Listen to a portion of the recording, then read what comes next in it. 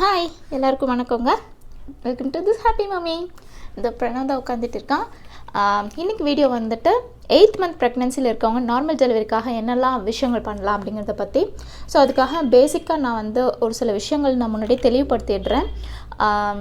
குழந்தை வந்து 8th மந்த்துக்கு அப்புறம் நீங்கள் சாப்பிட்ற ஃபுட் எல்லாமே வந்து குழந்தை வெயிட் போடுறதுக்காக காரணமாக இருக்கும். அதாவது குழந்தை வெயிட் போடுறதுக்கு முக்கியமான காரணமாகிடும். அதனால் நீங்கள் சாப்பிட்ற ஃபுட்டெல்லாம் எப்படி எடுத்துக்கோங்க அப்படின்னா, மேக்ஸிமம் ஃபுட் வந்து நீங்கள் சூப்பாக எடுத்துக்கோங்க, நிறைய கீரை சாப்பிடுங்க. அதுக்கப்புறம் வந்துட்டு இதனாலேயே வந்து என்னாகும் அப்படின்னா, குழந்தை நல்லா வளர்ந்துருவான். 8 மாதத்தில் பார்த்திங்கும்போது உங்களுக்கே தெரியும், உங்கள் வயிறு வந்து பெருசாக இருக்கும். ஸோ என்ன ஆகும் அப்படின்னா, உங்களுக்கு கான்ஸ்டிபேஷன் ப்ராப்ளம்ஸ் எல்லாம் வர ஆரம்பிக்கும். அண்ட் அதெல்லாம் வந்து கண்டிப்பாக இருக்கக்கூடாதுங்க. அது இருந்ததுன்னா என்ன ஆகும் அப்படின்னா, உங்களுக்கு வந்து ஃபால்ஸ் பெயின்ஸ் எல்லாம் வர ஆரம்பிக்கும். கவின் மொழி அப்படின்றவங்க வந்து கேட்டிருக்காங்க, ஆக்சுவல் லேபர் பெயினுக்கும் ஃபால்ஸ் பெயினுக்கான டிஃப்ரென்ஸ் கேட்டிருக்காங்க. வந்து நான் இன்னொரு வீடியோவில் தெளிவாக டீட்டெயில்டாக நான் சொல்கிறேனுங்க. அப்புறம் வந்து ஏன் அந்த ஃபால்ஸ் லேபர் பெயின் அதை தான் சொல்ல வந்தேன் நான்.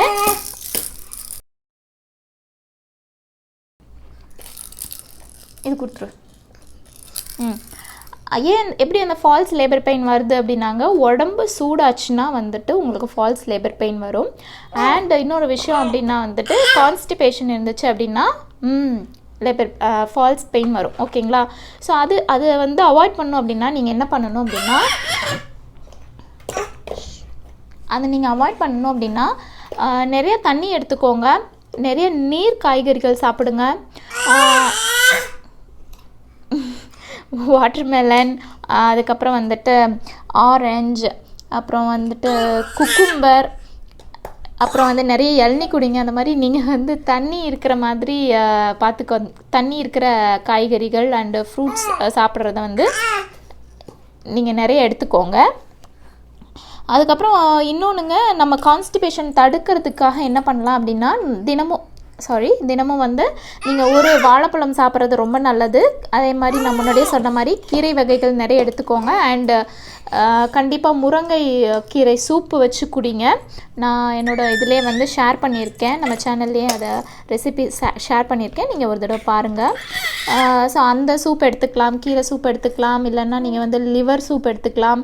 அந்த மாதிரி நீங்கள் நிறைய சூப் குடிங்க.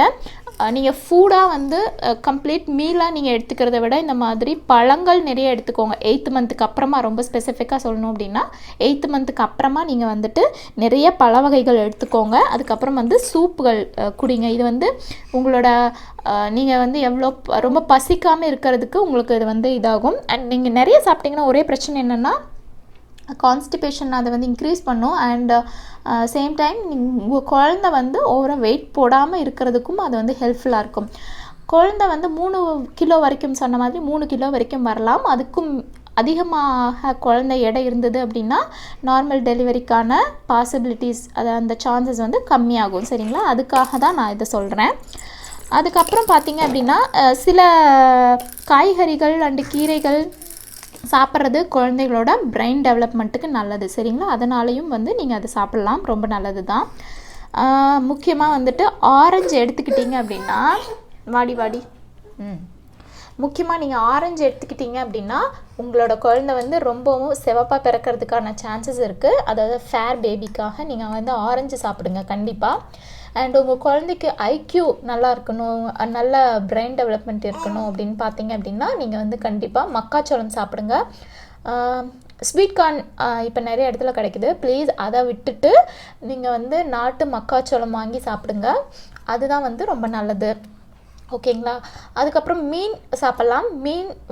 மீனுமே வந்துட்டு குழந்தைகளோட பார்வை திறனுக்கு ரொம்ப நல்லது. இது வந்து நீங்கள் 7th 8th மந்த்லலாம் நீங்கள் கண்டிப்பாக சாப்பிட்டீங்க அப்படின்னா உங்கள் குழந்தைக்கு வந்து அந்த சத்துக்கள் முழுமையாக போய் சேரும். அதனால் நான் வந்து இங்கே மென்ஷன் பண்ணுறேன். மீன் குறிப்பிட்டேன் இல்லையா? ஸோ அதில் வந்து நான் மென்ஷன் பண்ண நினச்சது என்ன அப்படின்னா, நீங்கள் உங்கள் ஏரியாவில் எந்த மீன் அவைலபிளாக இருக்கோ அந்த மீன் சாப்பிடுங்க. அண்டு முக்கியமாக அதில் நீங்கள் பார்க்க வேண்டியது மெர்க்குரி லெவல் வந்து கம்மியாக இருக்கிற மீனாக பார்த்து சாப்பிடுங்க. நான் அதுவும் வந்து எந்தெந்த மீன் சாப்பிடக்கூடாது அப்படிங்கிற ஒரு லிஸ்ட் என்கிட்ட இருக்குது. நான் அதை வந்து சீக்கிரமாக நான் வந்து சேனலில் ஷேர் பண்ணுறேன். ஸோ நீங்கள் வந்து அதுக்கு முன்னாடி சாப்பிடும்போது நீங்கள் பார்த்துக்கோங்க கேர்ஃபுல்லாக. மெர்க்குரி கம்மியாக இருக்கிற மீனாக பார்த்து நீங்கள் சாப்பிடுங்க. அதுக்கப்புறம் இன்னொரு விஷயம் வந்து 7th மந்த்லேருந்தே நீங்கள் வாக்கிங் கண்டிப்பாக போங்க. நார்மல் டெலிவரிக்கு வந்து அதுக்கு மேக்ஸிமம் ஹெல்ப் பண்ணும். ஸோ கண்டிப்பாக நீங்கள் வந்து வாக்கிங் போங்க. அது வந்து ஒரு ஓப்பன் ஸ்பேஸில் வந்து இருந்துச்சு அப்படின்னா வந்துட்டு ரொம்ப நல்லது. உங்களோட ஆக்சிஜன் காற்றெல்லாம் நல்லா இருக்கும் இல்லைங்களா? அதுக்காக நான் சொல்கிறேன். ஏண்டிம்மா ஸோ அந்த மாதிரி நீங்கள் வந்து என்ன அந்த மாதிரி நீங்கள் வந்து வாக்கிங் போங்க. கண்டிப்பாக நீங்கள் வந்து வாக்கிங் போங்க. வாக்கிங் போயிட்டு வீட்டுக்கு வந்துட்டதுக்கப்புறமா நீங்கள் வந்து ஹாட் வாட்டரில் வந்து குளிங்க. அதாவது கண்டிப்பாக இடுப்பு பகுதியில் நீங்கள் வந்து ஹாட் வாட்டர் போட்டு நீங்கள் வந்து முடிஞ்ச வரைக்கும் நீவி கொடுங்க. இல்லைன்னா சாதாரணமாக நீங்கள் வந்து ஹாட் வாட்டரை ஊற்றிட்டு நீங்கள் வந்து அதுக்கப்புறமா சாப்பிடுங்க. சாப்பிட்டுட்டு யூஸ்வலாக டாக்டர்ஸ் கொடுத்து டேப்லெட்ஸ் போட்டுட்டு நீங்கள் வந்து படுத்துக்கலாம். அப்புறமா என்னோடய அக்கா சொன்னதான் நான் வந்து மென்ஷன் பண்ணியிருப்பேன் அந்த இன்னொரு வீடியோலையே, நார்மல் டெலிவரிக்கான டிப்ஸ் வீடியோலையே. 8th மந்த்லேருந்து 1 ஸ்பூன் அளவுக்கு விளக்கெண்ணெய் எடுத்து நான் மறுபடியும் சொல்லிடுறேன். இதை நான் ட்ரை பண்ணலைங்க. எனக்கு அது வந்து ஒரு வாமிட் சென்சேஷன் வந்தது, அதனால் நான் ட்ரை பண்ணல. ஸோ நீங்கள் உங்களால் முடிஞ்சதுன்னா பண்ணுங்கள்.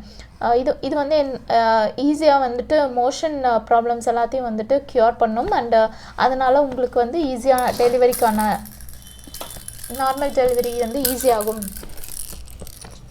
ஸோ அந்த மாதிரி எண்ணெய் குடிச்சிட்டு நீங்கள் வந்து ஹாட் வாட்டர் குடிக்கணும். 1 ஸ்பூன் எண்ணெய் அண்ட் ஹாட் வாட்டர் குடிச்சிட்டு நீங்கள் வந்து படுத்துக்கலாம். இந்த மாதிரி பண்ணுறதுனால மோஷன் ப்ராப்ளம்ஸ் இருக்காது. அண்ட் அது வந்து உங்களுக்கு நார்மல் டெலிவரிக்கான சான்சஸ் வந்து இன்க்ரீஸ் பண்ணும். சரிங்களா? அதுக்காக நான் சொல்கிறேன். அதுக்கப்புறமா பார்த்தீங்க அப்படின்னா மோஸ்ட்லி நான் வந்து எல்லாமே கம்ப்ளீட் பண்ணிட்டேன்னு நினைக்கிறேன். அண்ட் மறுபடியும் நான் சொல்கிறேன், நீங்கள் வந்து கீழே உட்காருங்க, ஃப்ளோரில் உட்காருங்க. அண்ட் சமணங்கால் போட்டு உட்காரணும். அதுக்காக நான் ஃப்ளோர் யூஸ் பண்ண சொல்கிறேன். அண்டு அனாமலி ஸ்கேனுக்கு அப்புறமாவே நீங்கள் வந்து ஒரு சைடு மட்டுமே தான் படுக்கணும். இன்னொரு side left or right side திரும்பி படுக்கும்போது எந்திரிச்சு உட்காந்து படுங்க. அண்டு அதுக்கப்புறம் நீங்கள் என்ன வேலை செய்கிறதா இருந்தாலுமே பொறுமையாக விசுக்குன்னு டப்பு டப்புன்னு பண்ணாமல் பொறுமையாக நீங்கள் பண்ணுங்கள். டைம் எடுத்துக்கோங்க, எந்த பிரச்சனையும் இல்லை. அண்டு கண்டிப்பாக நீங்கள் வந்து நான் சொல்லியிருந்தேன் பட்டர்ஃப்ளை போஸ்டர் அந்த எக்ஸசைஸ் கண்டிப்பாக பண்ணுங்கள். நீங்கள் வந்து நெட்டில் தேடினீங்கனாலே பட்டர்ஃப்ளை போஸ்டர்னு தேடினீங்கனாலே நிறைய கிடைக்கும். ஸோ அதை வந்து பொறுமையாக கொஞ்சம் கொஞ்சமாக ஒரு 1 மினிட்லேருந்து ஸ்டார்ட் பண்ணி 2 மினிட்ஸ் 3 மினிட்ஸ்னு இன்க்ரீஸ் பண்ணிவிட்டு நீங்கள் அந்த எக்ஸசைஸ் பண்ணுங்கள். அதுக்கப்புறமா வந்து என்ன சொல்லணும், அவ்வளோதாங்க. ஆல்மோஸ்ட் நான் வந்து எல்லாமே சொல்லிட்டேன். கரெக்ட். எஸ், 2 விஷயம் சொல்லணும்னு நினச்சேன், மறந்துட்டேன், சாரிங்க. ஓகே, ஒன்று வந்து நீங்கள் வந்து 7th மந்த்துக்கு அப்புறம் ஸ்பைஸியாக எந்த ஃபுட்டுமே எடுத்துக்காதீங்க. முக்கியமாக 8th மந்த்துக்கு அப்புறம் ஸ்பைசி ஃபுட் எடுத்துக்காதீங்க. ரொம்ப மைல்டாக எடுத்துக்கோங்க. சூப்பாக இருந்தாலும் நீங்கள் என்ன உங்களுக்கு பிடிச்ச உணவேவாகவும் இருந்தாலுமே வந்துட்டு ப்ளீஸ் ஸ்பைஸியாக சாப்பிடாதீங்க. அதுவுமே கான்ஸ்டிபேஷனை வந்து இன்க்ரீஸ் பண்ணும். அண்டு நீங்கள் உங்களுக்கு நார்மல் டெலிவரிக்கான பெயின் வரும்போது பார்த்தீங்க அப்படின்னா அது வந்து ப்ரொலாங் ஆகிறதுக்கான சான்சஸ் இருக்குது. அதனால ஸ்பைசி ஃபுட் சாப்பிடாதீங்க. உங்களுக்கு வலி சட்டுன்னு வந்து போகணும் அப்படின்னு பார்த்தீங்க அப்படின்னா நீங்கள் வந்துட்டு நீங்கள் நார்மல் டெலிவரிக்கான பெயின் வந்து சட்டுன்னு வரணும், அது ப்ரொலாங் ஆகக்கூடாது, அதாவது ஒரு 2-3 ஹவர்ஸில் முடிஞ்சிடணும் அப்படின்னு நினச்சிங்கன்னா ப்ளீஸ் 8th மந்த்தில் இருந்தாச்சும் நீங்கள் வந்து ஸ்பைசி ஃபுட்ஸ் அவாய்ட் பண்ணிவிடுங்க. நான் விட்ட ஒரு விஷயம் என்னென்னாங்க, சீரக தண்ணி. இது வந்து உங்கள் உடம்பு வந்து சூடாக்காமல் இருக்கிறதுக்காக கண்டிப்பாக நீங்கள் சீரகம் அல்லது சோம்பு போட்டு குடிங்க. இல்லைன்னா ஆல்டர்னேட்டிவ் டேஸில் சோம்பு ஒரு நாள் மாற்றிக்கோங்க. அதாவது முதல் நாள் நைட்டே நீங்கள் வந்து குடிக்கிற தண்ணியில் சூடு வைப்பீங்க இல்லையா, ஸோ அந்த தண்ணியில் சீரகம் கலந்து சூடு பண்ணுங்கள். அடுத்த நாள் காலையில் பார்த்தீங்க அப்படின்னா அந்த சீரகத்தில் இருக்கிற சத்து எல்லாமே அந்த தண்ணியில் இறங்கியிருக்கும். அதனால் நீங்கள் அடுத்த நாள் காலையிலேருந்து நீங்கள் வந்து அந்த தண்ணியை வந்து குடிங்க. ஸோ கண்டிப்பாக இந்த டிப்பும் ஃபாலோ பண்ணுங்கள். ஆல்மோஸ்ட் நான் ஃபுல்லாக ஃபினிஷ் பண்ணிட்டேங்க. பிரணவ் பை பை சொல்லுங்கள். Bye bye.